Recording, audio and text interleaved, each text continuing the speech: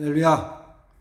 오늘 아침에는 말씀 잠깐 묵상하겠습니다. 오늘 아침에는 구약성경 에스라 4장 말씀 보겠습니다. 몇 절만 보겠습니다.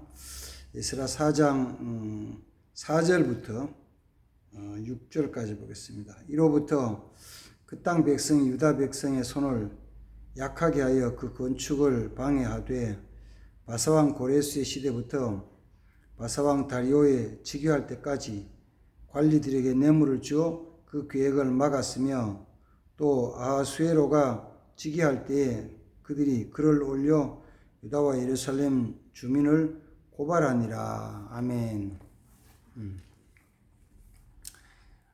예루살렘 성전이 무너진 다음에 바벨론으로 포로로 갔던 자들이 다시 돌아와 성전을 재건축을 하게 합니다.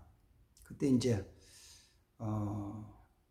바사왕 고레스 왕이 그 자기 나라에 있는 모든 사람들이 공포하기를 누구든지 예루살렘에 올라가기를 원하는 자는 가서 거기가 성전을 건축해라.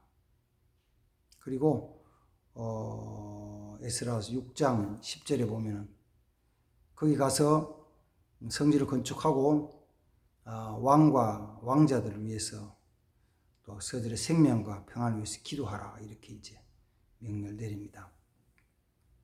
그 명령에 따라서 이제 이스라엘 백성들, 유다 자손들 중에서 42,000명이 그 유대로 올라가고 성전을 건축하는데, 이거는 이제 그 고레스 왕의 명령만이 아니고 사실은 먼저 하나님이 그의 마음에 감동을 주셔서 선포하게 하신 하나님의 뜻이죠. 성전을 건축하는 것은 하나님의 뜻입니다.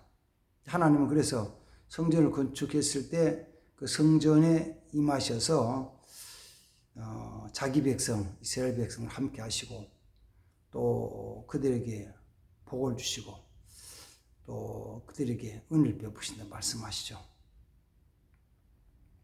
그래서 이스라엘 백성들은 성전을 짓고 기뻐하고 즐거워했죠. 이스라엘 백성들은 성전 짓는 걸 굉장한 영광스러운 사례 생각하고, 특별히 또 성전 건축과의 관계에서 하나님이 이 다윗 왕에게 약속해 주신 것은 성전 짓는 그는 내 아들이 될 것이다. 나는 그의 아버지 될 것이다. 그래서 성전 짓는 건 굉장히 영광스러운 거예요. 축복입니다. 축복. 역사적으로 보면 그 뒤에 이제 예수님 당시에 나라를 다스린 헤롯 왕, 그리고 예수님이 출생할 때 있었던 헤롯 왕, 그리고 헤롯 대왕이라고 그랬죠. 그 예수님 출생 당시 있었던 헤롯 대왕은 유대인이 아니죠. 에돔족 속이죠. 그런데 이제 어떤 역사적인 로마 총독과의 관계에서 유대 갈릴리 지역의 왕이 분봉왕이 됐지만, 그런데 잘 유대인들이 인정을 안 해주니까 그 인정받는 것 중에 하나가 그 다윗에게 주셨던 약속의 말씀대로 성전 짓는 자가 내 아들이 될 것이다. 그 약속 말씀을 붙잡고 자기가 성전 짓고 나서는 내가 하나님의 아들이다, 하나님의 택함 받은 백성의 자녀다, 이걸 이제 나타내서 성전을 지었죠. 성전은 두 가지로, 하나는 하나님의 뜻, 하나님 기뻐하신 것, 하나님의 축복의 통로죠.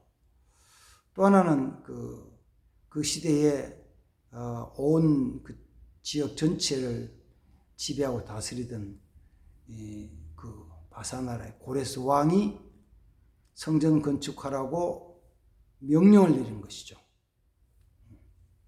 그러니까 하나님의 뜻에 따라서, 고레스 왕의 명령에 따라서 유대 예루살렘의 성전을 다시 재건하는 거예요. 그러면은 그게 이루어지는 거죠. 이루어져야 되는 거죠. 이루어져야 되고 반드시 이루어질 거예요. 그런데 이제 에스라서에 보면은 뒤에 느헤미야서에도 마찬가지고 그 하나님의 뜻이 이루어지려고 할 때 뭐가 있냐면은 대적자들이 있다는 거죠. 그래서 에스라 4장 1절에서는 그들의 대적이 일어났다. 대적. 처음에는 이제 위장을 하죠. 안에 들어와가지고 방해하기 해가지고 우리도 같이 성전진에 동참하게 해주시오. 우리가 이제까지 바벨론 에살라돈이 왕이 되어 우리 이리로 옮겨온 다부터 여기서 우리 성읍에 제사를 드렸습니다라고 이렇게 들여오려고 그래요. 그러나 이제 스룹바벨과 유다인들이 아니야, 이거는 하나님 우리에게 명령하신 것이니까, 거기서는 그냥 하나님 우리에게 명령하신 것이고 왕이 우리에게 명령한 것이니까 우리가 스스로 할 거야. 도움 필요 없어. 그랬더니만은 그로부터 이들이 본색을 드러내가지고 성전 건축을 방해하고 또 관리에게 뇌물을 주어서 그 일을 중단하게 하는데 그 일이 중단돼 버린 거예요. 다시 처음으로 돌아가면 이거잖아요. 하나님이 가장 기뻐하시는 뜻이고 고레스 왕이 명령한 명령에 대해서 대적자들이 있는 거예요. 원수가 있는 거예요. 그 원수 대적자들이 하나님의 일을 방해하고 막을 때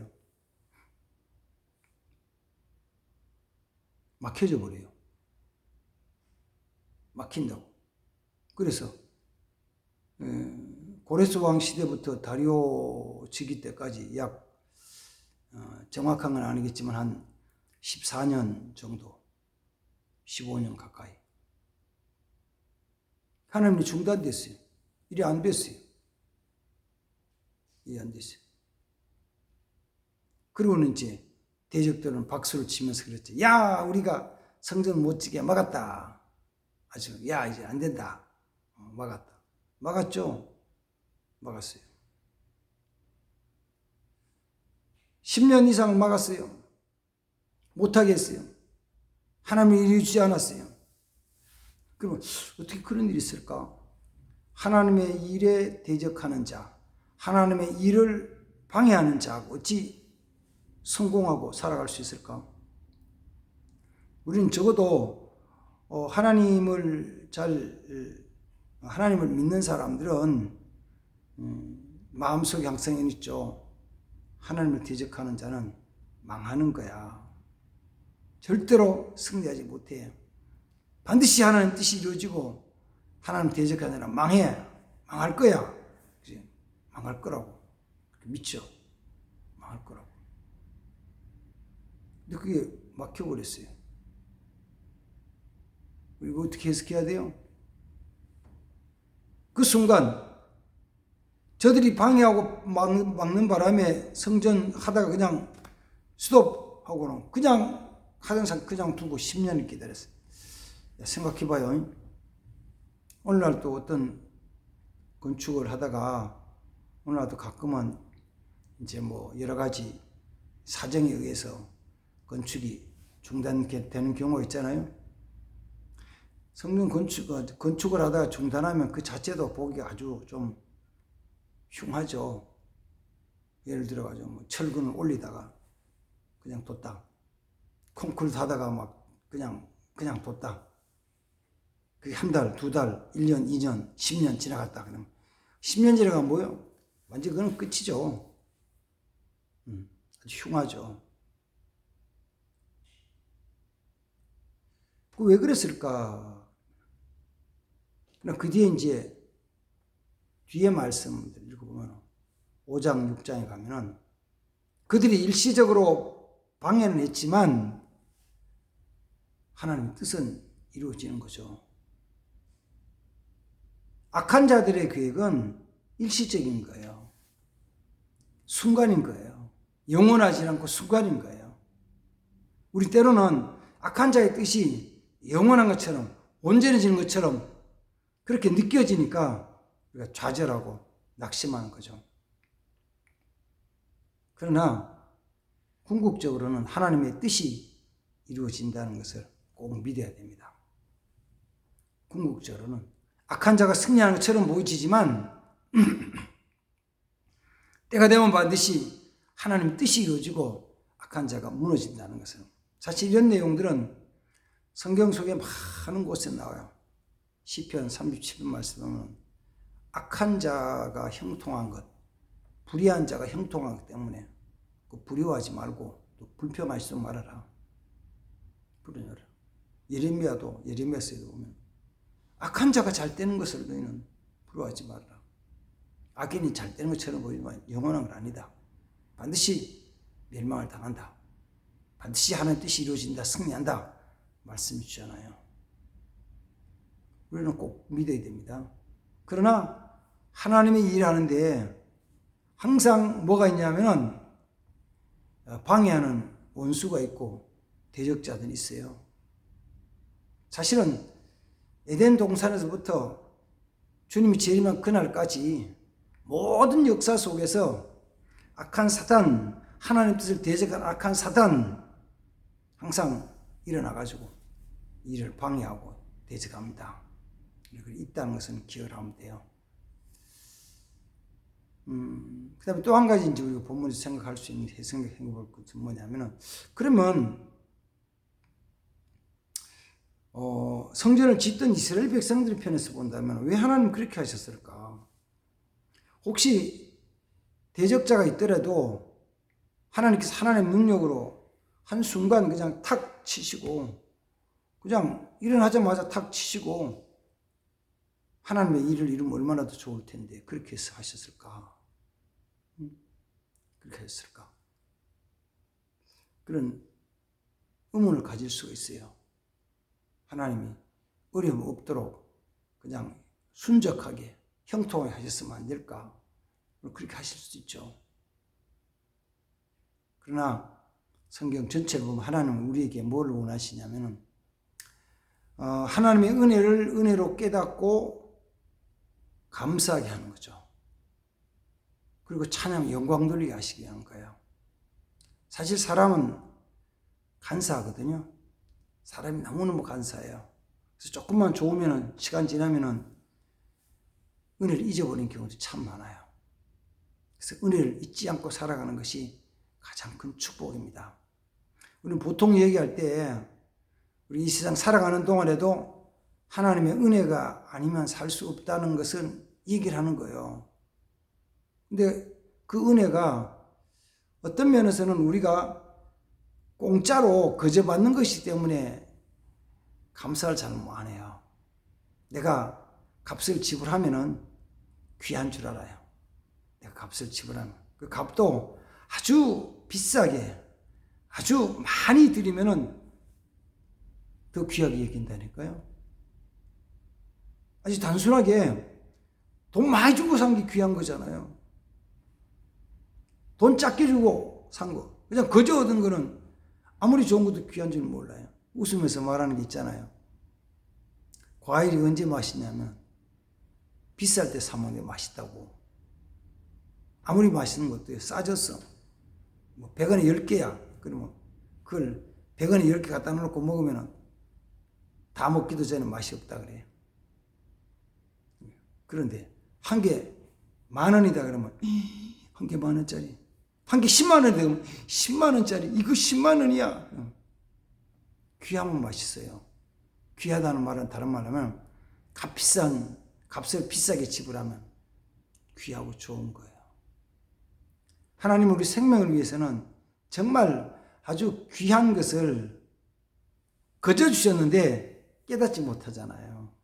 그래서 감사를 안 해요. 생각해 보십시오. 공기는 중에 여러 가지 많은 거 있지만은 사람이 살아갈 때 꼭 필요한 게 산소 함량이잖아요.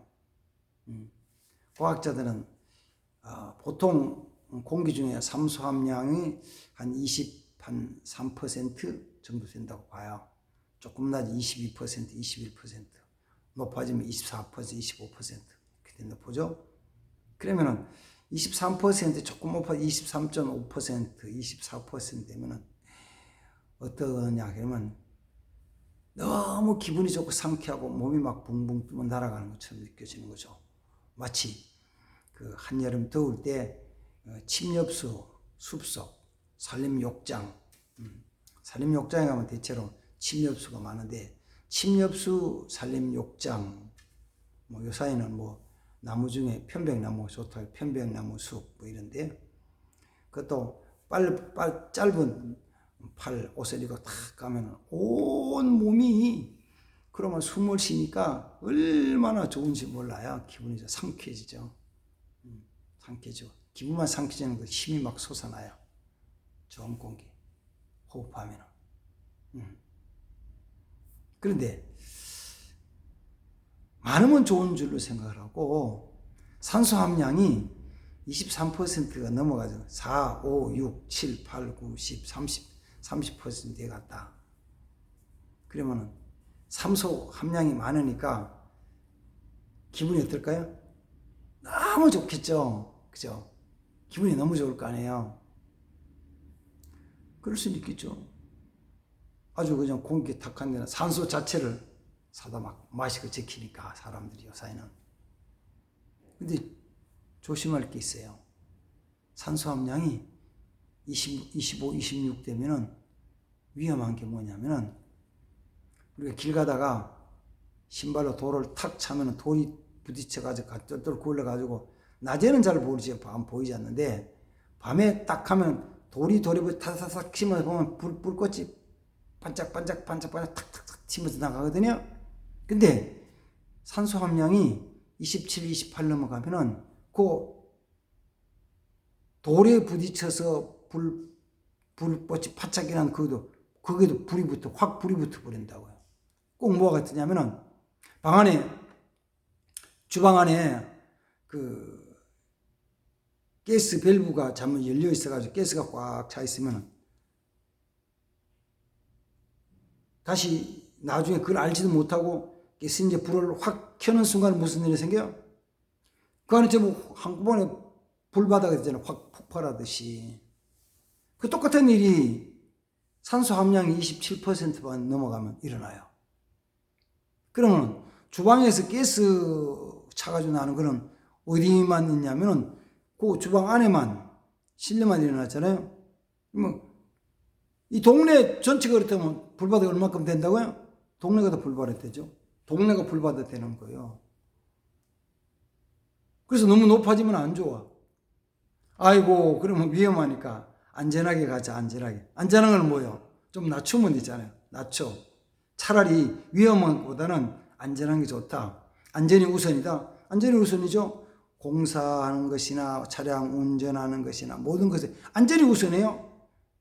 위험한 것보다 안전이 우선이라고. 그 안전하게 한다고 산소 함량을 23%, 22%, 21%, 20%로 낮춰졌다. 그럼 불은 절대로 안 나. 불 붙이려 해도 안 붙어. 그거 갖다 그걸 붙여도 안 붙어. 그럼 무슨 일이 나는데? 그렇다면 만약에 우리가 저 산 꼭대기 사해발 700m, 800고지, 산에 1000고지 이상 올라갔을 때, 그 산에 1000고지 이상 올라갔을 때는 무슨 일이 생긴다 그래요? 고산증의 증상이 일어난다 그래요. 고산증에는 갑자기 어지러움이 오기도 하고 가슴이 답답하기도 하고 숨쉬기 힘들기도 하고 잠깐만 기가 멍멍해지기도 하고 이게 좀 뭐냐면 그 고산에 올라갔을 때 그 기압이 저기압된 것과 함께 그러면서 산소 함량이 부족해가지고 일어나는 현상이에요. 조금 있으면 사람이 쓰러져요. 아주 강한 심장을 가지지 않은 사람은 고산에 올라갈 때는 뛰어도 안 되고 숨을 너무 가쁘게 쉬어도 안 되고 그럼 쓰러지는 거예요. 그럼 그걸 누가 조정을 해요? 산소 함량을 누가 조정해요? 우리 작은 공간 같으면은 뭐 측정을 해가지고 산소이 모자란다. 산소 발생기로 갖다 집어넣으면 되겠죠. 우리 동네 전체, 우리 도시 전체 이따가 누가 해요? 그럼 창조주 하나님이 하시는 거잖아요. 근데 그게 거저 주었으니까 사람은 감사를 몰라요. 성전 짓는 거 감사하다고요. 교회 부흥되는 거 감사하다고요. 그건 누구냐면은 내가 수고하고 애쓰고 땀 흘리고 더 나아가 피 흘려서 헌신한 사람들이 귀한 걸 알지, 그렇지 않으면 귀한 거 몰라요. 모른다고요. 교회 지을 때 땀을 흘리면서 그 다음부터 옷이 찢어지고 어때는 다쳐서 그 다음 병원에도 가고 막 해가면서 교회 지은 사람은, 교회 건축하면 너무 귀한 걸 알죠. 그래서 스룹바벨과 함께 성전을 재건축했을 때도 그 스룹바벨이 지금 재건축한 성전은 예루살렘 성전에 비교하면 이거는 뭐 너무 초라해서 게임도 안 돼. 그러나 산에 가서 나무를 베오고 돌을 키워가지고 막 하고 수고한 사람들, 이게 너무 귀한 거예요. 하나님의 영광이 거기에 많은 거예요. 감사드리는 거예요. 나는 그걸 위해서 하나님께서는 힘들고 어려운 과정을 겪으면서 이를 이루게 나가게 하십니다. 그리고 분명히 믿는 것은 하나님은 반드시 하나님의 일을 이루어 나가시는데 주의 백성들이, 하나님의 자녀들이 수고하고 헌신을 통해서 이루고 그로 통해서 더 기뻐하며 더 귀하게 여기며 더 사랑하며 더 아름답게 만들어 가는 것입니다. 주님 뜻을 이루는데 이렇게 헌신함으로 말미암아 귀한 은총을 입는 또 존귀해지는 역사 있기를 축복합니다. 하나님 감사합니다. 오늘 아침에도 이스라엘 백성들이 포로에서 귀환하여서 재건축한 성전에 대한 말씀을 묵상합니다. 고레스 왕부터 다리오 왕 때까지 성전 중단되게 원수들이, 대적자들이 방해하고 악한 계획을 이루었지만 그러나 하나님이 이루시는 걸 믿고 궁극적으로 하나님이 승리하시길 믿고 저들이 그까지 참고 견디며 인내하며 믿음으로 전진하는 귀한 백성들 되게 하옵소서.